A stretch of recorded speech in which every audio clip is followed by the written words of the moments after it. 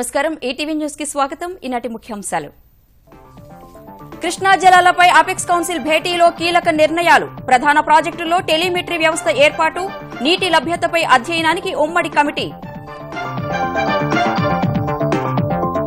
పాలమూరు దిండి ప్రాజెక్టులు పాతవేనన్న తెలంగాణ, అభ్యంతరం చెప్పిన ఆంధ్రప్రదేశ్, విభజన చట్టంలో పేర్కొనలేదని స్పష్టీకరణ. అర్ధరాత్రి వర్షానికి హైదరాబాద్ లో పొంగిన నాలాలు, పలుచోట్ల తెగిన చెరువులు, జలమయమైన లోతట్టు ప్రాంతాలు, మురుగునీటితో ప్రజల అవస్థలు.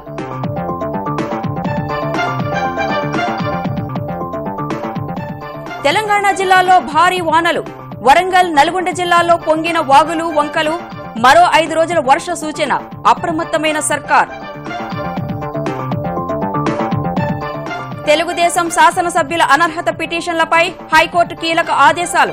3 నెలల్లో నిర్ణయం తీసుకోవాలని సభాపతికి నిర్దేశం. పాలనా సంస్కరణల్లో కేంద్రం మరో ముందడుగు. సాధారణ బడ్జెట్లో రైల్వే పద్దు విలీనానికి మంత్రివర్గం ఆమోదముద్ర.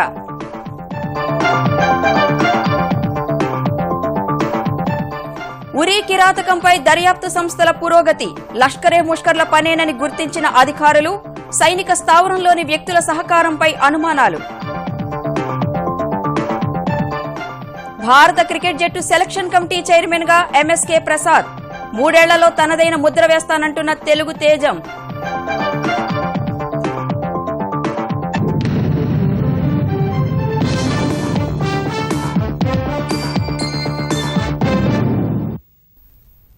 తెలుగు రాష్ట్రాల మధ్య నెలకొన్న జల వివాదాలపై కేంద్రం నిర్వహించిన అపెక్స్ కౌన్సిల్ సమావేశంలో సమస్య పరిష్కారం దిశగా ప్రయత్నాలు మొదలయ్యాయి.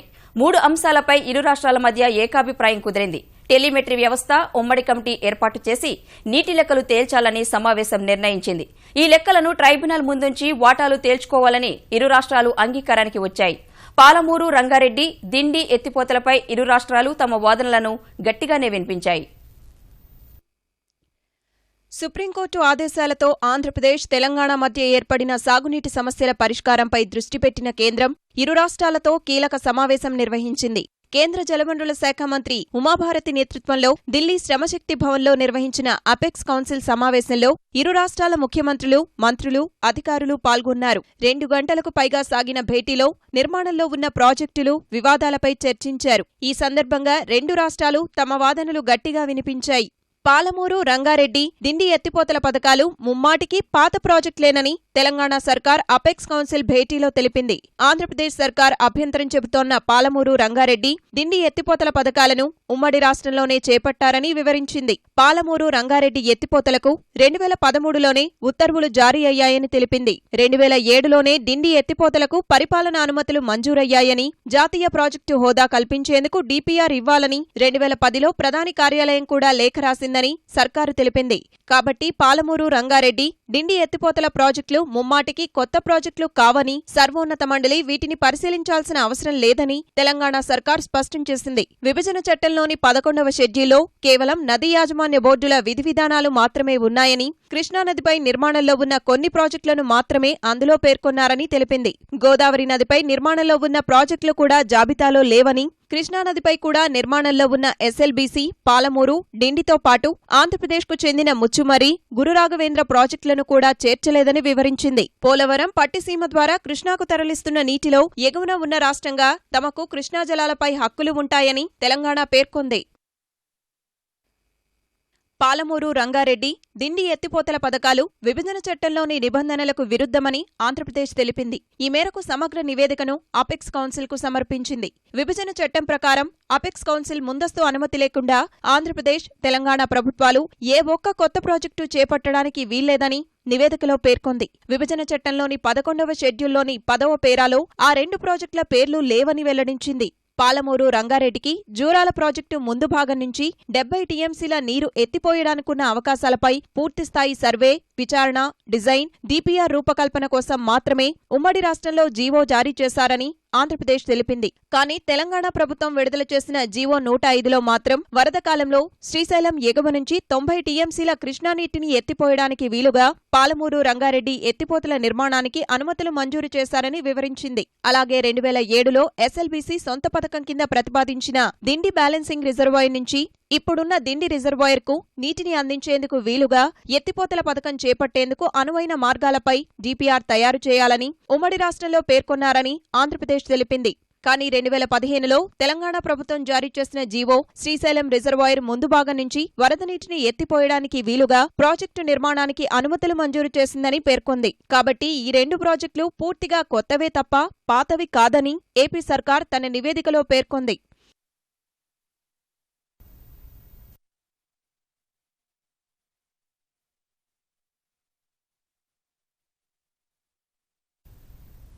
పశ్చిమ మధ్య బంగాళాఖాతంలో ఏర్పడిన అల్పపీడనం సహా ఉపరితల ఆవర్తనాల ప్రభావంతో గత రాత్రి కురిసిన వర్షం హైదరాబాద్లో బీభత్సం సృష్టించింది.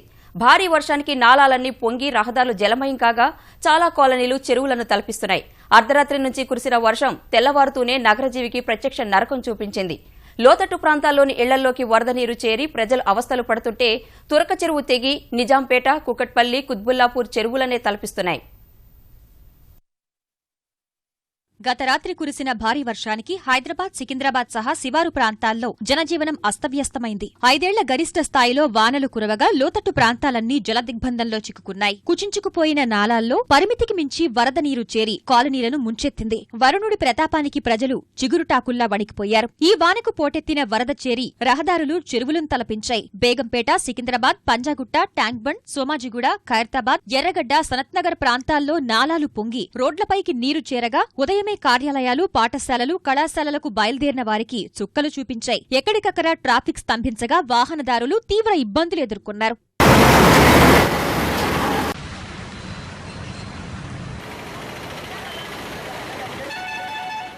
భారీ వర్షానికి నాలాలు పొంగి అనేక లోతట్టు ప్రాంతాల్లో ఇళ్లలోకి నీరు చేరి ప్రజలు అవస్థలు పడ్డారు. బేగంపేటలోని ప్రధాన నాలా పొంగి సమీప నివాస ప్రాంతాల్లోకి వరద నీరు చేరగా ఇళ్లలోని నిత్యావసరాలు, సామాగ్రి తడిసిపోయాయి. కనీసం తాగునీరు, పాలు, కూరగాయలు తెచ్చుకునేందుకు ఇబ్బంది పడే పరిస్థితి ఏర్పడింది. బేగంపేటలోని దేవనార్ అంధుల పాఠశాలను వరద ముంచెత్తగా 450 మంది విద్యార్థులు ఇబ్బందులు పడ్డారు. అల్లంతోట బావిలోకి ప్రమాదకర స్థాయిలో వరద నీరు చేరగా లోతట్టు ప్రాంతాల ప్రజలు కట్టుబట్టలతో ఇళ్లు ఖాళీ చేశారు.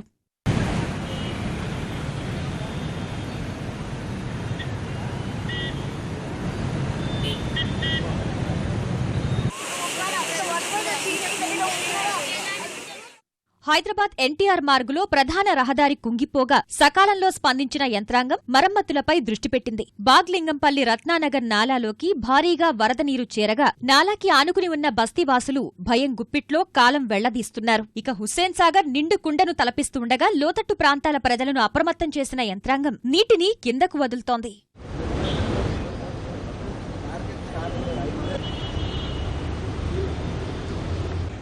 ఎగువన కురిసిన వర్షానికి పోటెత్తిన వరదతో తురక చెరువుకు గండ్లు పడి నిజాంపేట, కూకట్పల్లి, కుత్బుల్లాపూర్లలో పలు కాలనీల్లోకి వరద నీరు చేరింది. నిజాంపేట బండారీ లేఅవుట్, ప్రశాంతినగర్, అల్విన్ కాలనీలోని ధరణీనగర్, శిల్పా బృందావన్ కాలనీలు నీటమునిగాయి. కుత్బుల్లాపూర్, జగద్గిరిగుట్ట ప్రాంతాల్లో భారీ వర్షానికి ఆయా కాలనీల్లో విద్యుత్ సరఫరా నిలిచింది. తాళ్ల సాయంతో తాగునీరు, నిత్యావసరాలు తెచ్చుకోవాల్సిన పరిస్థితి తలెత్తింది. నిజాంపేట కాలనీల్లో ఉద్యోగాలు కూడా వెళ్లేందుకు వరద ఆటంకంగా మారింది. కూకట్పల్లి హెచ్ఎంటీ శాతవాహన కాలనీ చెరువులోకి భారీగా వరద నీరు చేరుతోంది. అంబీర్ చెరువు పొంగడం వల్ల సాయి చరణ్ కాలనీలోని ఇళ్లలోకి నీరు చేరింది.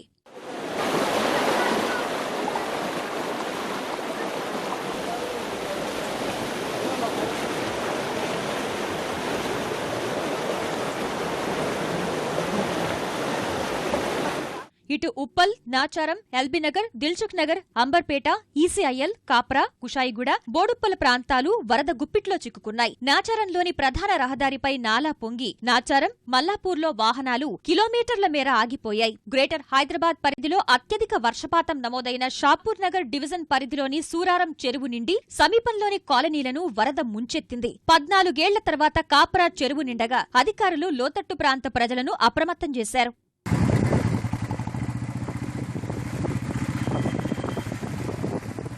ఉప్పల్ ఉప్పల్లోని అన్నపూర్ణ కాలనీ, బ్యాంక్ కాలనీల్లో రోడ్లు జలమయం కాగా ఇళ్లలోకి నీరు చేరి ప్రజలు తీవ్ర ఇబ్బందులు ఎదుర్కొన్నారు. మేడ్చల్, శామీర్పేట మండలాల్లో భారీ వర్షానికి చెరువులు, కుంటలు నిండగా అలియాబాద్, ఉద్దెమర్రి వాగులు పొంగాయి. అటు వరంగల్, నల్గొండ, మెదక్ సహా ఇతర తెలంగాణ జిల్లాల్లో కూడా పలుచోట్ల భారీ వర్షాలు నమోదయ్యాయి. ఈ వర్షాలకు వాగులు, వంకల్లో వరద పోటెత్తగా చాలా చోట్ల రోడ్లపైకి నీరు చేరి వాహన రాకపోకలకు అంతరాయం ఏర్పడింది. కొన్ని చోట్ల ఇళ్లలోకి నీరు చేరితే మరికొన్ని ప్రాంతాల్లో పంట పొలాలు నీట మునిగి రైతులు నష్టపోయే పరిస్థితి తలెత్తింది. వరంగల్ జిల్లా పాలకుర్తి మండలం తొర్రూరు వీఆర్ఓ వరద నీటిలో కొట్టుకుపోయి మృతి చెందాడు. గత రాత్రి కురిసిన వర్షానికి వరంగల్, నల్గొండ, మెదక్ జిల్లాలో రహదారులు జలమయం కాగా చెరువులు జలకలను సంతరించుకున్నాయి. కొన్ని చోట్ల వాగులు, వంకల్లో వరద పోటెత్తి వాహన రాకపోకలకు ఇబ్బందులు తలెత్తితే వరంగల్ సహా నల్గొండ జిల్లాలోని మోత్కూరు, ఆత్మకూరు ఎం మండలాల్లో కూడా ఇళ్లలోకి నీరు చేరి ప్రజలు అవస్థలెదుర్కొన్నారు. వరంగల్ జిల్లా హన్మకొండలోని forest colony, windows colony, revenue colony జలదిగ్బంధంలో చిక్కుకోగా వంట సామాగ్రి, బియ్యం, బట్టలు, పుస్తకాలు తడిసి ప్రజలు ఇబ్బంది పడుతున్నారు. వరద నీటి ఉధృతికి పాములు, క్రిమికీటకాలు ఇళ్లలోకొస్తున్నాయని ఆందోళన చెందుతున్నారు. జోరువానకు జిల్లాలోని దేవరుప్పల పెద్దవాగులో వరద పోటెత్తగా వాహన రాకపోకలకు అంతరాయం ఏర్పడింది. వంతెన పనులు పూర్తికాక స్థానికులు ఇబ్బందులు ఎదుర్కొంటున్నారు. పాలకుర్తి మండలం వలిమిడిలో కొందరు రైతులు ఎర్రచెరువు ప్రవాహంలో చిక్కుకోగా అగ్నిమాపక సిబ్బంది, పోలీసులు, గ్రామస్తులు వారిని రక్షించారు. కొత్తగూడ మండలం కొత్తపల్లి, పొగుళ్లపల్లి, సాదిరెడ్డిపల్లి, కోనాపురం, రాంపురం, ఓటాయి, ఎదుళ్లపల్లి నుంచి రాకపోకలు నిలిచిపోగా పాఠశాలలకు సెలవిచ్చారు. వరంగల్ అలంకార్ వంతెన వద్ద ఓ ఆటో వరదకు కొట్టుకుపోగా స్థానికులు గమనించి డ్రైవర్ను రక్షించారు. పాకాల చెరువులో నీటి మట్టం చాలా కాలం తర్వాత 22 అడుగులు దాటింది.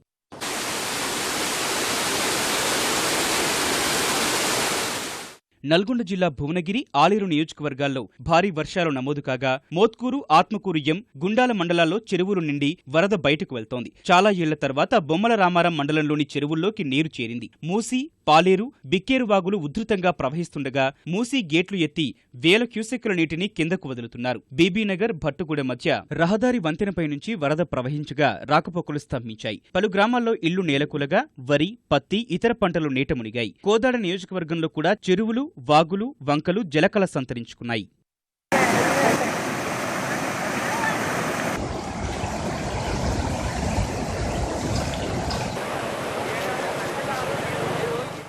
మెదక్ జిల్లా తూప్రాన్ మండలంలోని హల్దీవాగులో వరద పోటెత్తగా ఎత్తిపోతల ద్వారా నీటిని తూప్రాన్ చెరువులోకి తరలిస్తున్నారు. గజ్వేల్ మండల పరిధిలో వరి, పత్తి, మొక్కజొన్న పంటలు నీట మునిగాయి. జహీరాబాద్, కోహిర్ మండలాల్లోని చెరువుల్లోకి భారీగా వరద చేరింది. మిషన్ కాకతీయ కింద మరమ్మతు చేసిన చెరువులన్నీ నీటితో కలకళ్లాడుతున్నాయి.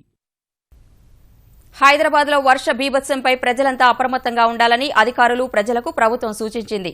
జంట నగరాల్లో వరద పరిస్థితిపై ఢిల్లీ నుంచి జీహెచ్ఎంసీ కమిషనర్ జనార్దన్ రెడ్డికి ఫోన్ చేస్తూ ఎప్పటికప్పుడు పరిస్థితిని తెలుసుకుంటున్న ముఖ్యమంత్రి కేసీఆర్ మరో 4-5 రోజులు భారీ వర్షాలు కురుస్తాయని వాతావరణ శాఖ హెచ్చరించినందున మరింత జాగ్రత్తగా ఉండాలని ఆదేశించారు.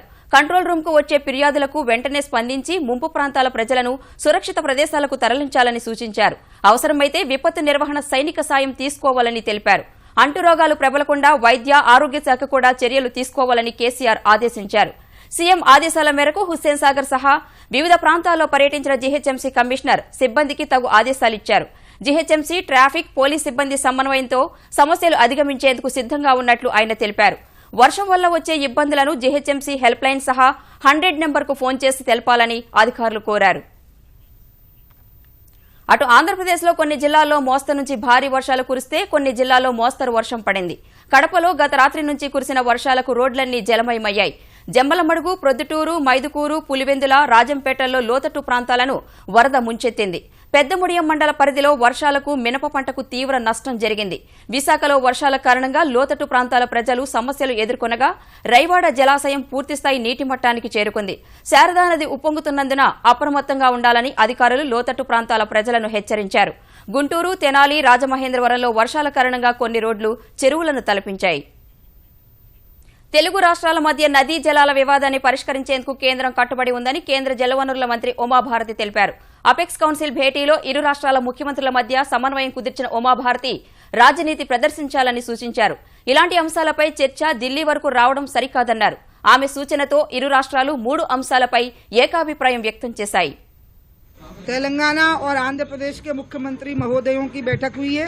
3 मुद्दों पर सहमति हो गई और इतना आनंद का वातावरण में सहमति हुई. ये एक तो एक टेलीमेट्री सिस्टम लग जाएगा जहां जहां वो कहेंगे वाटर गेजिंग के लिए।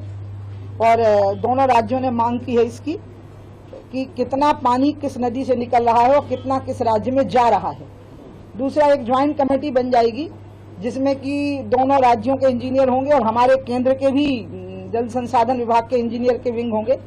बेसिन की पूरी वाटर अवेलेबिलिटी को एसेस कर लेंगे, स्टडी कर लेंगे।